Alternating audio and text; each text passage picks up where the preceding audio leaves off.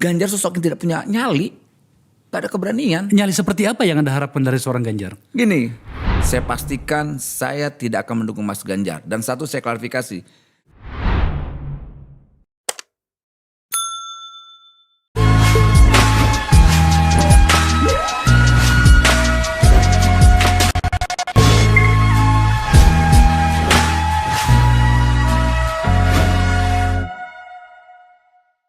Seperti yang sudah kita perkirakan, semakin mendekati pemilu, semakin riuh situasinya. Sudah agak sering saya menggunakan pembukaan seperti itu, tapi seperti itulah keadaannya. Tiba-tiba pagi tadi saya menerima sebuah tautan WA yang dikirimkan entah oleh siapa. Judulnya itu adalah undangan jumpa pers. Pembubaran relawan Ganjar Pranowo oleh orang yang saya kenal, sudah pernah menjadi narasumber di sini. Saya tidak mau menggunakan tukang ribut loh ya. Tapi itulah kira-kira. Dan saya undang ke sini. Sekarang di depan saya. Emmanuel Ebenezer. Beneran, Nal? Benar. Apa masalahnya? Masalahnya sih nggak terlalu ini ya, tapi ada hal yang sangat prinsipil yang menjadi pertimbangan kita. Pertama-tama,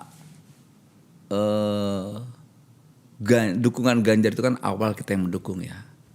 Kita yang mendukung awal ketika ada semacam kevakuman politik saat itu dengan bergulirnya gagasan 3 periode. Nah kemudian saya coba melawan ngeblocking kekuatan gerakan 3 periode yang digaungkan oleh relawan-relawan Jokowi. Nah kedua kita lihat juga Ganjar sosok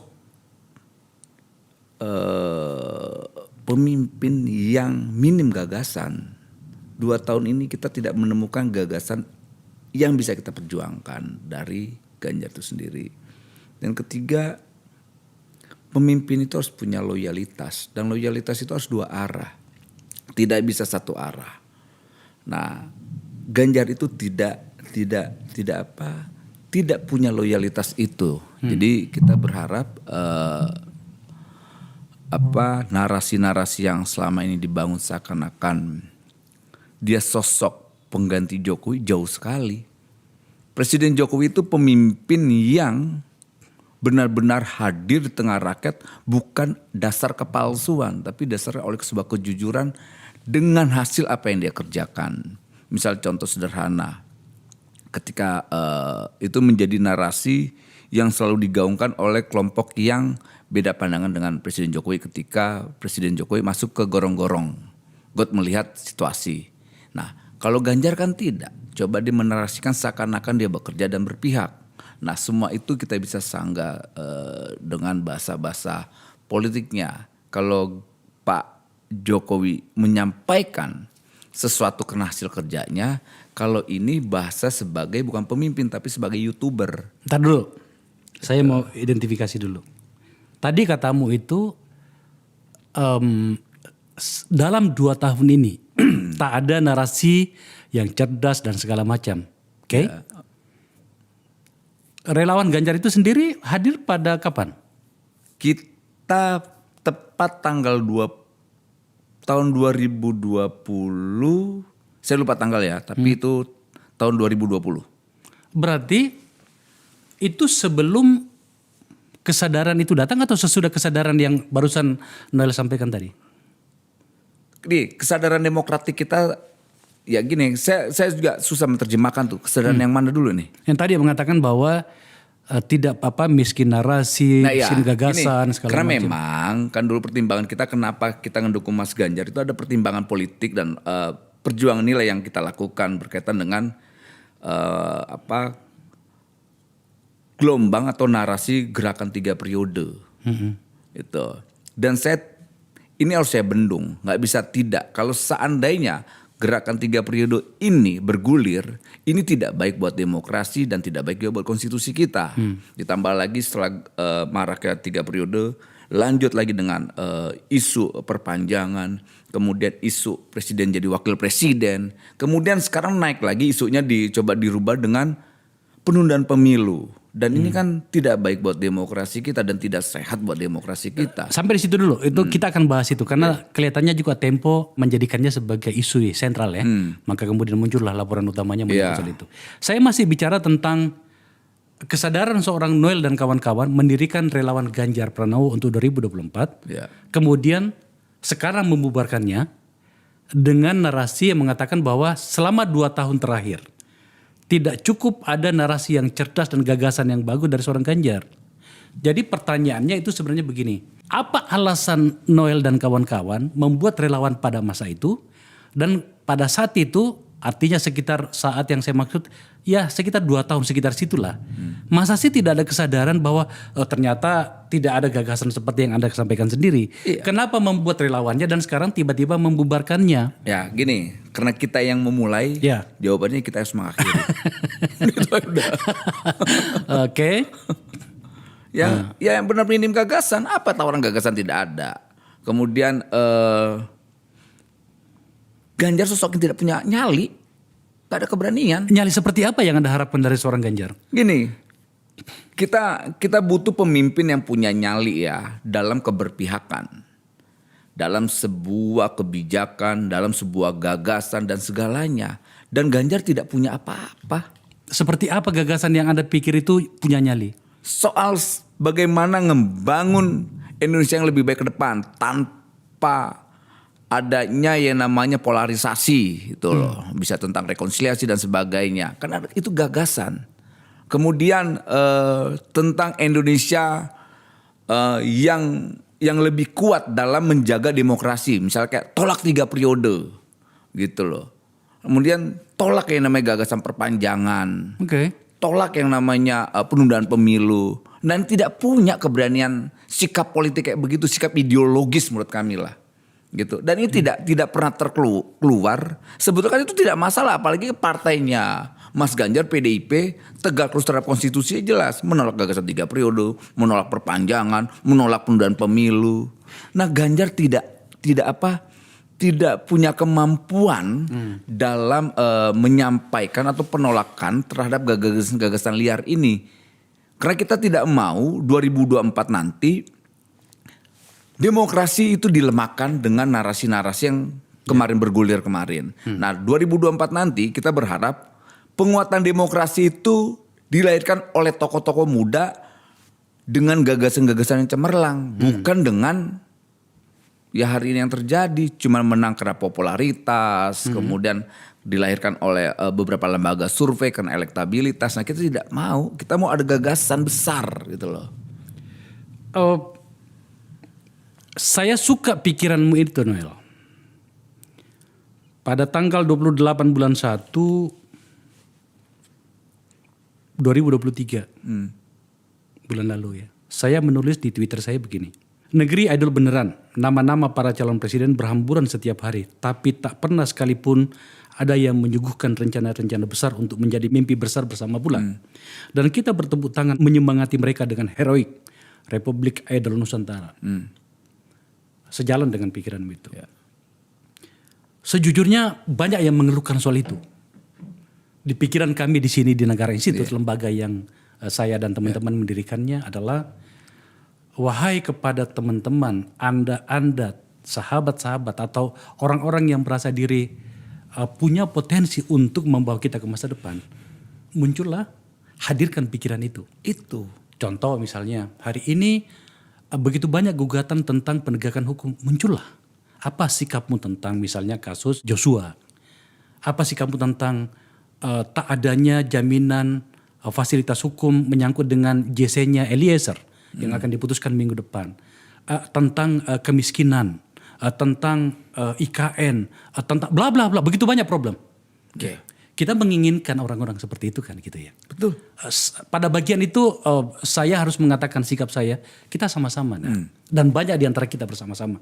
Cuma barangkali belum muncul saja. Mungkin karena kau lebih gila saja kemudian kau menyampaikan ini. Tapi saya mau mengatakan begini.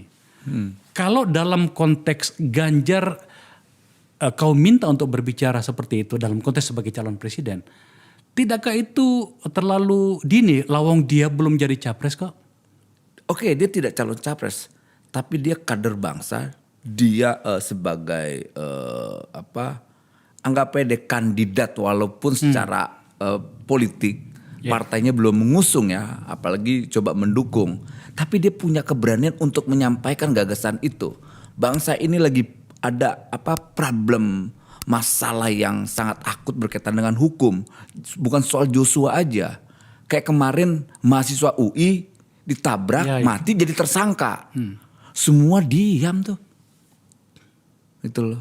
Harusnya kayak para elit-elit kita yang hari ini yang Bung Akbar bilang para idol ini, para pedagang ini, coba dong ada keberpihakannya persoalan penegakan hukum. Jadi bukan soal slogan, tapi ada sebuah keberpihakan nyata.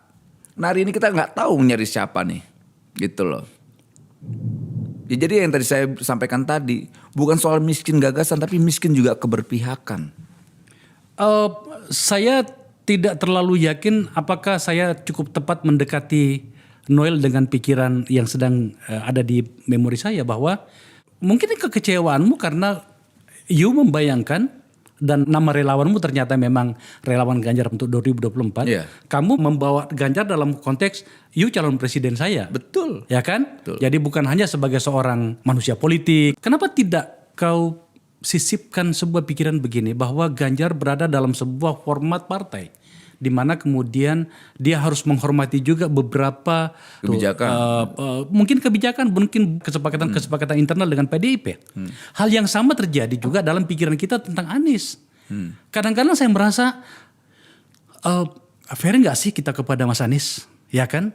Ketika dia belum jadi capres, meskipun dia digadang-gadang oleh satu atau dua partai, tetapi kan belum resmi. Apakah kita fair kemudian memintanya masuk dalam format yang kita bayangkan, meskipun ada ruang untuk memasukkan pikiran itu? Tidak kan seperti itu, Nel. Tadi apa yang disampaikan Bu Akbar itu kan persoalan teknis, bukan soal substansi. Substansinya bagaimana gagasan yang kita butuhkan, gitu loh. Soal dia didukung oleh partai dan tidak didukung partai kan itu persoalan teknis. Itu. Nah kita mau bicara tentang substansi kan, soal gagasan ke depan, soal bagaimana 2024 dan sebagainya. Jadi ada sebuah tawaran gagasan yang bisa menjadi pilihan kita, pilihan rasional kita, pilihan demokratik kita. Nah itu tidak kita temukan di Ganjar. Ganjar hanya bisa menikmati narasi-narasi yang dia ciptakan aja. Dia makan bakso sendiri, difoto dari jarak jauh. Kemudian berlari sehat sendirian. Kalau pemimpin yang baik kan bukan sehatnya sendirian. Dia harus rame-rame dengan rakyatnya. Kalau dia mau sehat bukan makan sendirian. Dia harus sehat dengan rakyatnya juga. Emang cuman Ganjar yang begitu? Untuk karena saya sebagai pendukung Ganjar kemarin, yang sehat sih Ganjar lah. Gitu. Anda menggugatkan pikiran Anda sendiri sebenarnya? Begitulah kira-kira. Gitu. Karena kan yang saya lihat... Karena kemarin saya nggak dukung Anies, masa saya harus mengkritik Anies? Yang saya kritik saya dukung dong. Itulah pilihan demokratik yang cerdas, gitu loh. Bedanya kita bukan follower, gitu loh. Kecuali follower fanatik yang nggak karuan itu, ketika yang kita dukung itu seperti nabi, apa yang disampaikan, apa yang dia gerakan itu sebuah kebenaran. Kan kita tidak. Dalam demokrasi seperti ini kita punya hak untuk menyampaikan pandangan kita, kritik kita dan sebagainya. Itu. Dan saya kritik hal itu. Nah, saya tidak tahu apakah kritik saya ini diterima atau tidak. Karena kita lihat karakter Ganjar itu sangat feodalistik. Wow, menarik. Kalau kemudian kita geser, Anda mencabut dukungan terhadap Ganjar Pranowo. Meskipun sebenarnya Mas Ganjar belum juga jadi capres, tapi kan tadi sudah ada penjelasannya. Apakah ada peluang Anda menggiring atau menggeser dukungan itu misalnya kepada Anies? Atau kepada Prabowo? Atau kepada siapa misalnya gitu? Kemungkinan itu selalu besar. Menarik.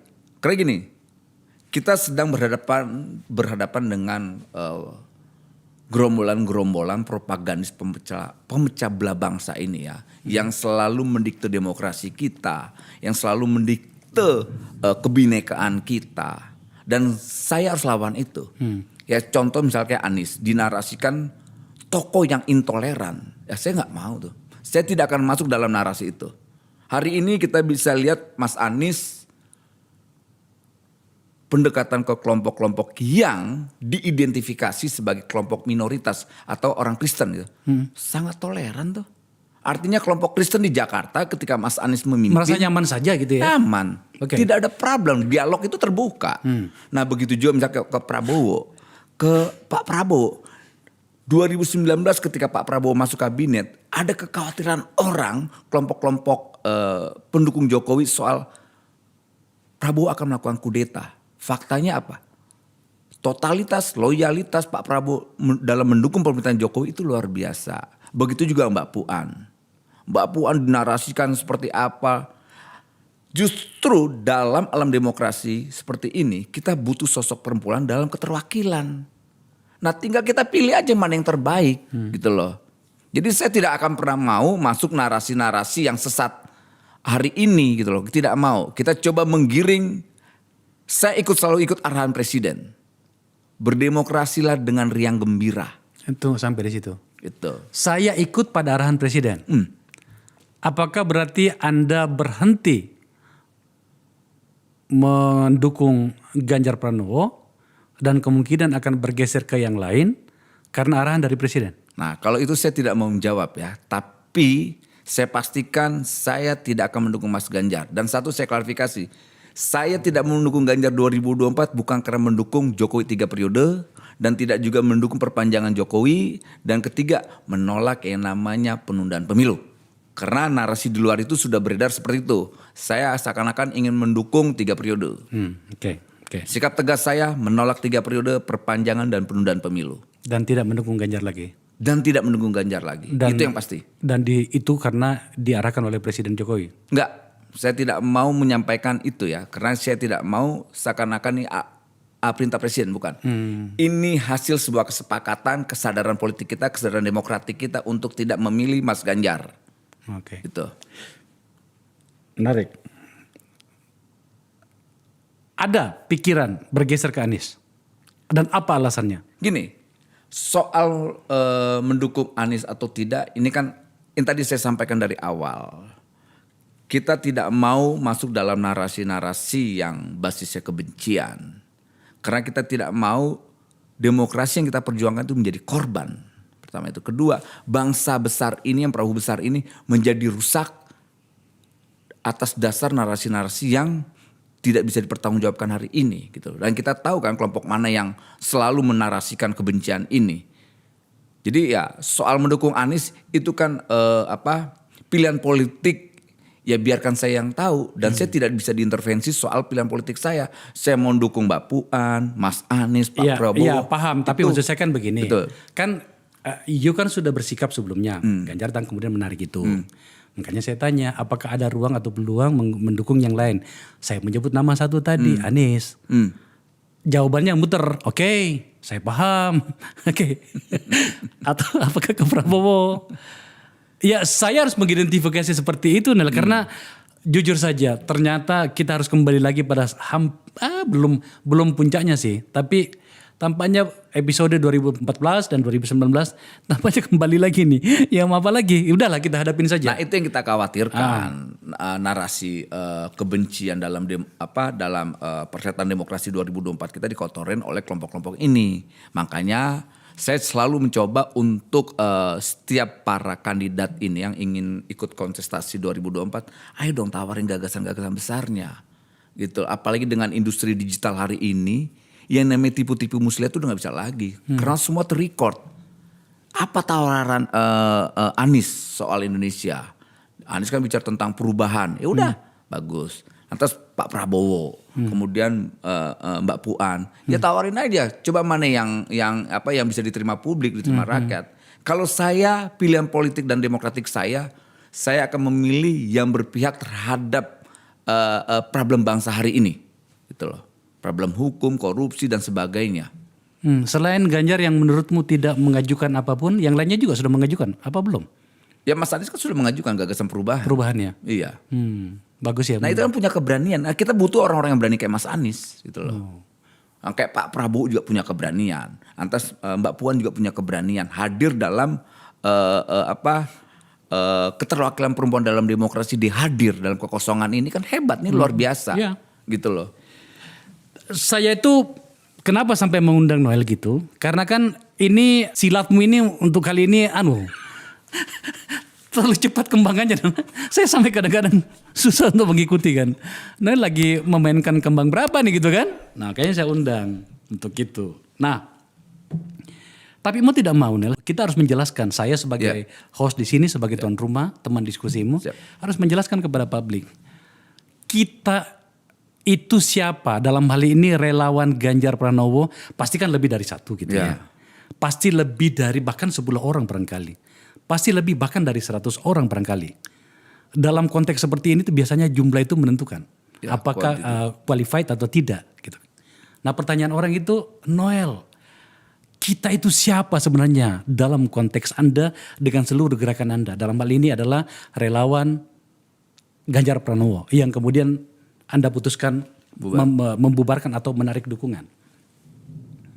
Pertanyaannya apa? Pertanyaannya itu, Anda itu siapa? Dalam hal ini seberapa besar orang Anda di mana saja, seberapa efektif itu akan bisa membantu untuk mengegolkan agenda Anda tentang orang itu? Jawabannya saya adalah sebagai kader bangsa, saya sebagai aktivis jalanan, kita punya tanggung jawab moral dan politik buat bangsa ini ke depan. Kita nggak bisa diam diri atas gunjang-ganjing dan dibajaknya demokrasi kita oleh kelompok oligarki atau kelompok kleptokrasi hari ini. Ini kan dominan banget, mendominasi ya di eranya Jokowi, kelompok kleptokrasi ini. Para pencari cuan, para rampok, maling-maling ini, dari maling PCR, minyak goreng, pupuk. Kemudian kita lihat kemarin kejadian di institusi besar kita, penegak hukum kita di kepolisian, hadir kelompok mafia-mafia. Nah, kita nggak bisa diam. Kita sebagai aktivis harus punya tanggung jawab moral. Kalau itu saya tidak pernah meragukanmu. Tidak cukup banyak lah tepatnya. Mungkin gini, jawabannya soal kuantiti. Mungkin secara kuantiti kita tidak begitu banyak. Tapi kita punya standar kualitas moral. Apa itu? Ya keberpihakan dan integritas saya pertaruhkan hari ini. Itu makanya saya sekali lagi saya katakan, saya tidak meragukan itu dari seorang Emmanuel Ebenezer. Kita tahu lah itu kan. Tetapi kan pada akhirnya orang akan bicara tentang ya mungkin kuantiti, mungkin keberadaan gitu kan. Karena ya itulah namanya juga media sosial bro.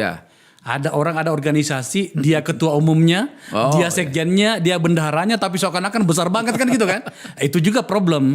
Kalau di kita tidak, di kita perangkat organisasi kita, perangkat organisasi layaknya organisasi. Ada ketua umumnya, ada sekjennya, ada bendahara umumnya, ada ketua-ketuanya. Ketua bidang A, B, C, D, V dan semuanya. Jadi bukan apa yang disampaikan oleh Bung Akbar. Banyak memang di luar sana ketua umumnya media, sekjennya dia, anggotanya dia juga. Nah kita tidak. Cuma karena kebetulan dia pintar bernarasi, suaranya bagus, dan media cukup malas untuk mencari substansi tentang keberadaannya, maka jadi pengamat lah dia kan, kira-kira gitu kan. Banyak juga seperti itu. Banyak sekali. Dan cukup berani untuk mengancam para pihak untuk mengatakan dirinya cukup layak untuk diperhitungkan kan gitu kan. Makanya aku tanya sama lu. Kita punya perangkat itu, dan pembubaran ini kan akan disambut oleh pengurus-pengurus wilayah daerah, dan apa yang menjadi sikap kita soal pembubaran ini juga akan kita koordinasikan di internal kita, di pengurus pertama di DPP-nya, pengurus pusat, kemudian kita koordinasikan ke daerah-daerah DPD dan DPC gitu. Tidak seakan-akan cuman saya sendiri ANSI, tidak. Kita punya perangkat organisasi yang layaknya organisasi seperti yang di luar, ormas-ormas atau karena kita sifatnya ormas bukan partai ya, karena kan partai organisasi terbesar. Di bawahnya itu ada liga, front dan sebagainya. Kita pada level ormas itu gitu loh. Unik loh memang gitu ya, karena begitu cepat di relawan Ganjar 2020 entah bulan berapa gitu ya. Kemudian tadi barusan dikatakan menarik dukungan dan kesadaran tentang miskinnya ide dan gagasan tentang Indonesia yang lebih baik itu disadari dengan mempelajari gerak langkah Mas Ganjar Pranowo itu sebagai kandidat ya, calon presiden itu ternyata dianggap miskin dan kemudian dukungan itu dicabut. Tapi mau tidak mau orang itu akan menghubungkan sikapmu ini dengan mempelajari gerak tubuh dan penyikapan politiknya Pak Jokowi gitu ya. Yuk kan sebagai salah satu diehard gitu ya. Salah satu diehard dari Pak Jokowi gitu loh Noel. Ada beberapa tadi di WA saya mengatakan gini, ini nggak bisa diabaikan nih sikapnya Noel ini. Kenapa? Tampaknya itu kita bisa anggap bahwa salah satu sikapnya Pak Jokowi sebagai figur sentral untuk 2024 nantinya itu tampaknya ada pada gerakannya Noel ini. Menggunakan kata gerakan loh Noel, jadi serius ini barang gitu kan. Yakinkan kita bahwa Pak Jokowi tidak bersikap di sini dan peluang bagi orang-orang yang tampaknya tidak cukup mendapatkan ruang di pikiran dan memorinya Pak Jokowi sebagai presiden itu tetap bisa berkontestasi. Betul. Ya kita lihat gini, ada porsi tersendiri ya, karena saya lihat Pak Jokowi ini kan punya standar dalam menilai seseorang. Soal apa bahasa endorse dan sebagai narasi diksi dan soal itu semua, ya semua di endorse sama presiden. Mas Yusril, Erick Thohir, Mas Ganjar, semualah sampai Pak Prabowo. Tapi kita lihat di antara semua ya yang kita lihat sepertinya Pak Prabowo cukup punya ituan tersendiri di memori kepala presiden. Entah loyalitasnya kah, entah integritasnya kah, atau apa saya nggak tahu. Tapi itu berkali-kali disampaikan oleh presiden. Ya kita membaca itu. Gitu. Kayak kemarin terakhir di ulang tahun Gerindra. Ya presiden menyampaikan ya elektabilitas Pak Prabowo, partai dan semua semoga makin tinggi. Dan ini kan sikap yang saya lihat ya entah itu endorse atau apa, tapi itu sebuah pernyataan jujur yang disampaikan oleh Presiden Jokowi ke Pak Prabowo. Dan mungkin bahasa saya menginterpretasikannya ini sebuah arahan politik gitu loh. Dalam coba kawan-kawan relawan pendukung saya lihat nih Pak Prabowo. Selama pemerintahan saya, beliau ini punya totalitas, loyalitas dan integritas. Coba dipertimbangkan gitu loh. Kayak gitulah kira-kira. Tampaknya Noel akan bergeser ke 08. Enggak, kita belum ke sana, kita belum ke sana. Tapi kayak begitulah bahasa sama hal itu disampaikan juga pernah di ke Mas Yusril sama Hendra. Kemudian ke Erlangga, lantas ke Erick Thohir dan banyak lah. Karena kita kan ke depan ini sudah hentikan ya namanya polarisasi yang rendahan itu ya. Karena yang dirugikan demokrasi dan bangsa ini gitu loh. Kita mau ke depan ini kan Jokowi itu selalu mengarahkan kita, apalagi kayak saya gini, coba demokrasi ke depan itu yang gembira deh gitu loh. Makanya saya tidak akan pernah mau ikut dengan narasi-narasi kebencian, narasi-narasi yang merusak lah ya gitu.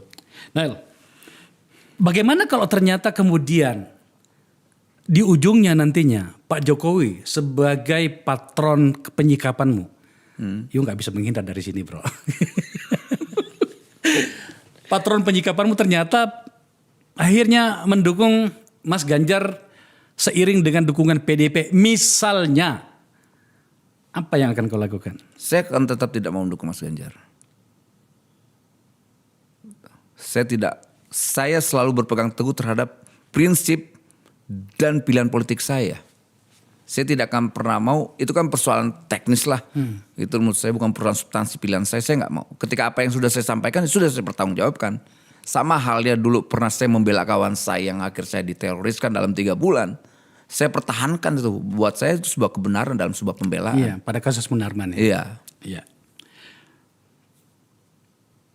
Tapi kan itu berisiko bagimu Nul.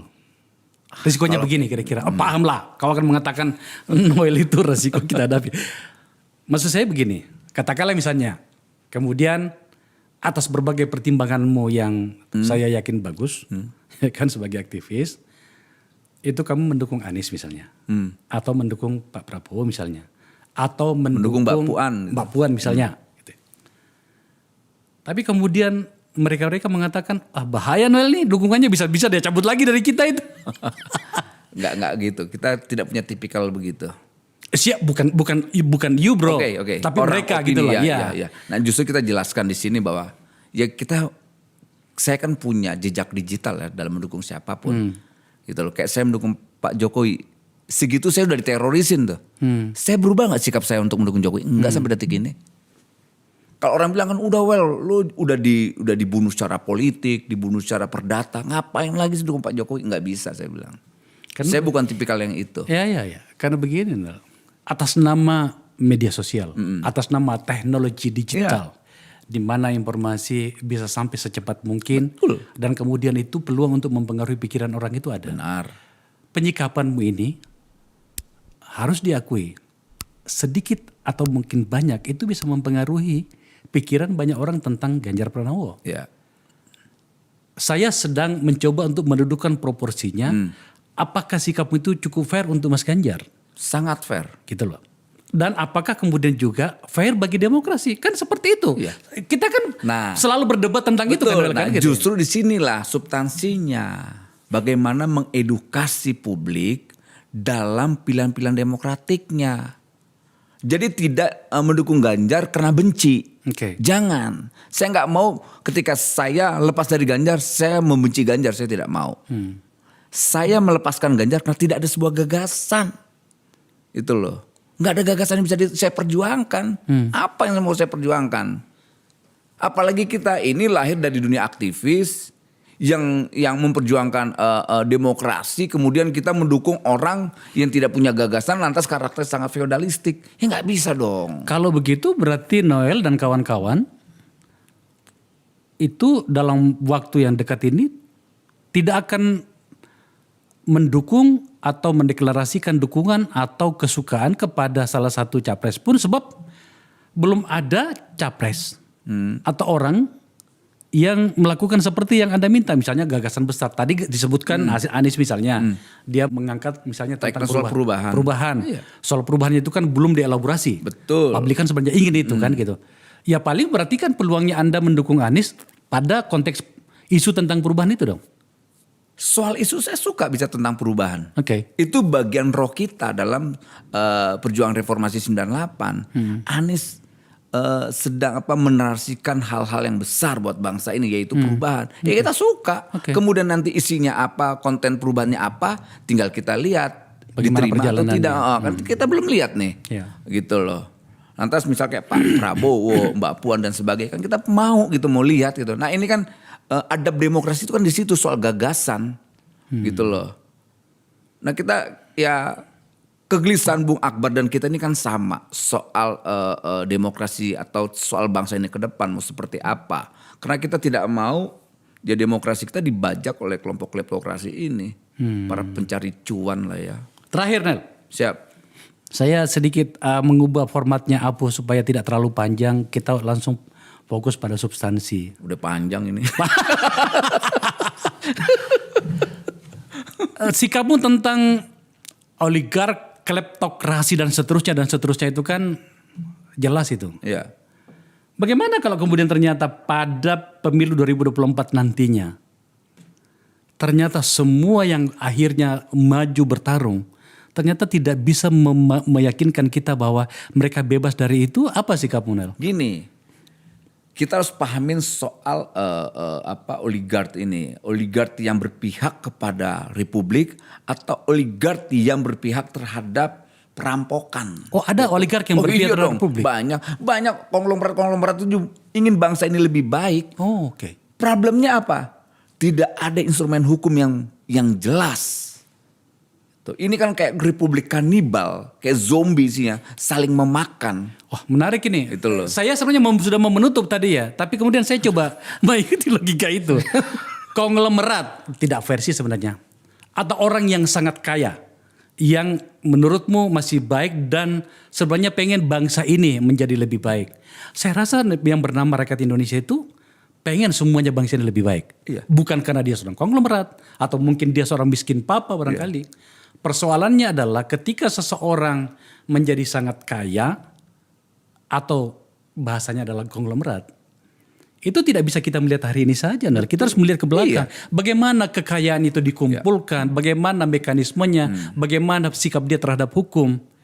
Tidak bisa kita sederhanakan seperti penjelasan Januel tadi. Betul. Tapi kan gini, ya kita juga tidak boleh naif juga lah ya. Cari di dunia ini tidak ada konglomeratnya. Tinggal bagaimana kita mengidentifikasi konglomerat ini. Mereka berpihak tidak terhadap demokrasi. Jadi berpihak terhadap soal bangsa ini, arah ekonomi bangsa ini. Jangan juga, ini kan banyak konglo-konglo yang rakus ya, greedy. Yang akhirnya mentalnya itu ya Ya saya nggak tahu, tapi kan banyak juga mereka yang baik-baik. Nggak bisa juga kita gini. Jangan juga kita marah karena mereka kaya. Nggak bisa juga, nggak fair dong. Setuju Nah, saya, gitu. setuju. Saya nggak mau. Karena juga kita tidak pernah diajarkan, entah itu di Islam, entah itu di Kristen, di Hindu dan sebagainya. Tidak pernah diajarkan nggak boleh kaya. Nggak ada tuh dalam kitab manapun. Kamu nggak boleh kaya. Yang nggak boleh itu mencuri, rakus, tamak dan sebagainya. Gitu. You kaya boleh, tapi jangan karena mencuri, karena merugikan orang lain. You boleh kaya, tapi jangan rakus dong. Oke, Gitu. kalau kemudian ternyata memang sikapnya hari ini seperti itu, kita hargai. Tetapi kemudian tiba-tiba dia berpihak kepada masa depan bangsa, apakah kita harus melupakan bagaimana proses-proses dia menjadi sangat kaya di masa lalu, kita terima sebagai apa adanya? Kita bangsa pemaaf. Oh, oke. Kita bangsa pemaaf. Kedua, kita kan bertuhan. Tuhan yang memaafkan. Semampu apa sih mereka ngangkut alam Indonesia ini? Apalagi dengan aturan global hari ini, diperketat keuangan dan sebagainya. Mereka tidak akan berani liar lagi. Oke. Satu-satunya pilihannya mereka harus berpihak terhadap republik ini. Itu atau hilang harta kalian di luar sana. Itu. Ya kan? Bahasanya tadi yang terakhir itu gimana? Ulangi tadi. Saya lupa tuh. Ya dia berpihak sama bangsa ini atau hilang hartanya di sana. Harus berpihak pada Indonesia. Iya. Artinya Hentikanlah Perilaku perilaku rakus itu. Wow. Jangan semua dimonopoli dong. Nikel dimonopoli, batu bara dimonopoli, pupuk dimonopoli, tongkang dimonopoli, Lalu kemudian minyak goreng dimonopoli. Lalu kemudian bahasanya seakan-akan arif bijaksana. Iya, rakus semua. Gini, akses kesejahteraan itu dibagi dong. Supaya apa? Bangsa ini tidak masuk dalam jurang anarki. Oke. Gitu loh. Ketika negara tidak bisa dikontrol lagi yang begini timbul. Oke. Gitu. Nah, makanya saya selalu berusaha untuk menyampaikan kuatkan demokrasi kita, jangan kuatkan kekuasaannya, bahaya. 2024 ayo sama-sama kita mau Anies, mau Prabowo, mau Mbak Puan, jangan kekuasaan yang kita dukung, demokrasinya. Supaya kenapa? Kekuasaan itu bisa kita kontrol. Singkat kata bahwa di memori Emmanuel Ebenezer bersama dengan teman-teman di relawan Ganjar Pranowo itu telah mengeluarkan Ganjar dari format pikiran Memori dan otak memori kita. kota bahwa ini adalah jawaban bagi masa depan Indonesia. Ya, itu yang terbaik. Oke, Nel, thank you ya. Siap, Om Akbar. Lu cakep hari ini ya. Bajunya keren. Enak. Biasanya datang dengan baju kaos. Tiba-tiba kita dikasih kemeja. Luar biasa kemejanya nih. Oke, Gitu, keren. Pemirsa itu tadi sebenarnya judulnya hanya pengen tahu saja. Judulnya pengen tahu kenapa you bubarin dia punya gerakan sendiri. Tadi jawabannya banyak gitu ya. Tapi setidaknya kita bisa mengidentifikasi bahwa ada yang sedang terjadi dalam konteks Ganjar Pranowo dan sekitarnya. Apa yang saya maksud? Mungkin PDIP-nya barangkali, mungkin Pak Jokowinya. Menarik. Saya sedikit agak memahami relasi antara Emmanuel Ebenezer dengan beberapa orang yang berada di sekitar presiden. Atau barangkali presidennya gitu. Kita lihat saja nanti. Terima kasih telah menyaksikan acara ini.